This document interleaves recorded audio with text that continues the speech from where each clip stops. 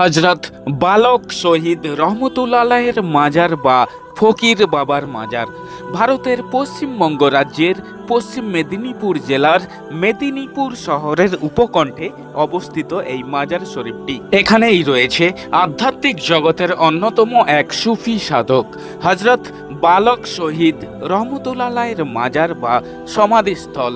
তবে স্থানীয়দের কাছে ও ভক্ত মুরিদের কাছে এই মাজারটি ফকির কুয়ার মাজার হিসেবে সর্বাধিক পরিচিত।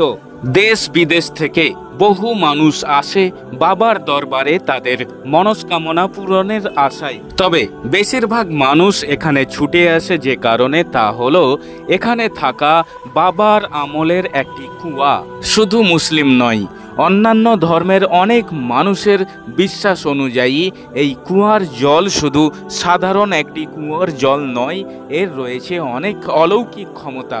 তাই চলুন আজকের এই ভিডিওটিতে হজরত বালক শহীদ রহমতুল্লাহের মাজার ও তার মাজারে থাকা এক অলৌকিক কুয়া এবং তার জীবনী, সেই সঙ্গে এখানে এই মাজারের বিভিন্ন বিশ্বাস রীতিনীতি সহ আরও বেশ কিছু তথ্য সংক্ষেপে আমরা জেনে নিই।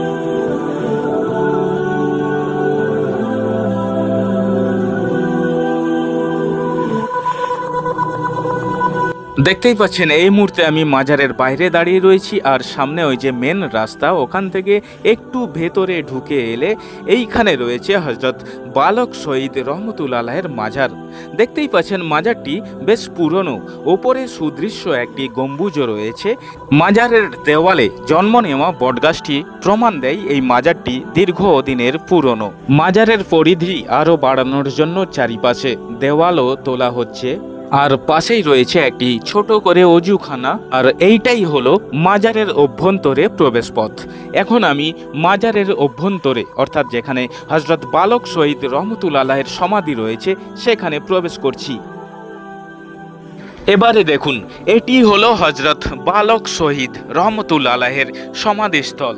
দেখতেই পাচ্ছেন এখানে বেশ কিছু চাদর দিয়ে সমাধিস্থলটিকে ঢাকা রয়েছে এবং সমাধিস্থলের উপরে কিছু ফুল রয়েছে, আর সমাধিস্থলটি খুব সুন্দর স্টিলের রেলিং দিয়ে ঘেরা রয়েছে, যা সমাধিটিকে আরও সুন্দর করে তুলেছে। অভ্যন্তরের দেওয়ালগুলি খুব সুন্দর ফুলের নকশাযুক্ত টাইলস দ্বারা বাঁধানো হয়েছে, ওপরে একটি সুন্দর ঝাড়বাতিও টাঙানো হয়েছে। সবে মিলিয়ে অভ্যন্তরের দৃশ্যটি সত্যি অপরূপ দৃশ্য। আর সমাধির ঠিক কাছে একটি লাল রঙের পাত্র রয়েছে, যেখানে কিছু টাকা পয়সাও দেখা যাচ্ছে।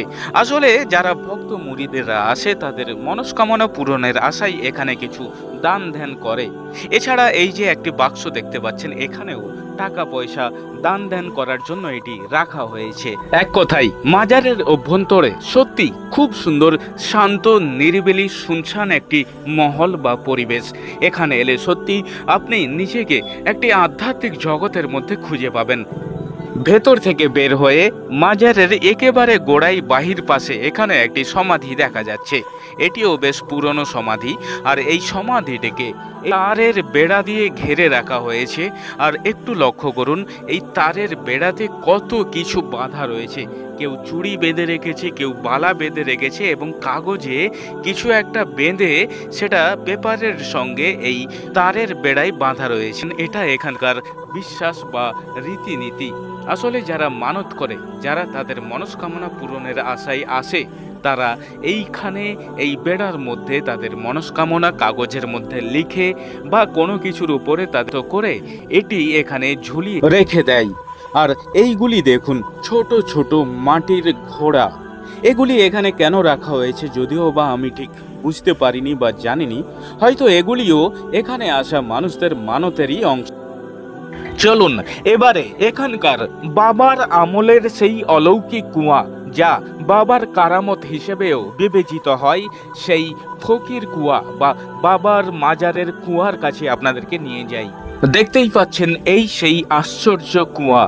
এই কুয়ার জল খেলে অনেক মানুষের অনেক দুরারোগ্য ব্যাধিও সেরেছে বলে এখানকার ভক্ত মুরিদ এবং স্থানীয়রা এখনো পর্যন্ত বিশ্বাস করে থাকে বা দাবি করে থাকে।